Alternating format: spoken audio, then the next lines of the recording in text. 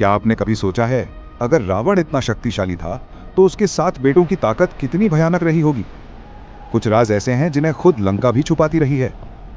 रामायण में रावण की शक्ति की चर्चा बहुत होती है, लेकिन उसके 7 पुत्रों की कहानी लगभग मिटा दी गई है। सबसे बड़ा पुत्र मेघनाद, जिसे इंद्रजित का वर मिला, इसकी शक्ति इतनी थी कि देवताओं के नाम तक कांप उठते थे।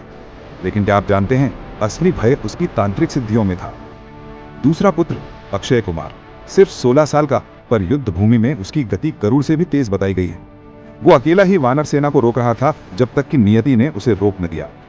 रावण का तीसरा पुत्र अतिरथ, कहते हैं उसकी रथ सवारी इतनी अद्भुत थी कि युद्ध भूमि में उसके रथ के पहिए धरती को छुए बिना घूमते थे। उसकी मौत एक ऐसे शाप से जुड़ी है जो आज भी रहस्य है। चौथा नरांतक, जो लंका का सबसे तेज भाला फेंकने वाला योद्धा था। एक ही वार में पहाड़ चीर देने की ताकत, लेकिन वो भी हनुमान के प्रकोप से नहीं बच सका।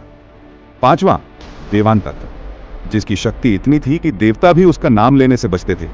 कहते हैं उसके शरीर में अग्नि का वरदान धधकता था। छठा त्रिशिरा, जिसका मन, वचन और कर्म तीनों ही योग और युद्ध में सिद्ध थे। उसका अंत आज भी इतिहास की सबसे शांत लेकिन दर्दनाक मौतों में गिना जाता है।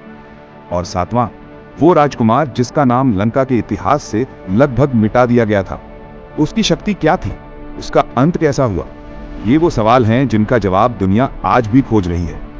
अगर आप रावण के इन 7 बेटों की असली और छिपी कहानियां जानना चाहते हैं तो ये सिर्फ शुरुआत है। असली राज अभी बाकी हैं।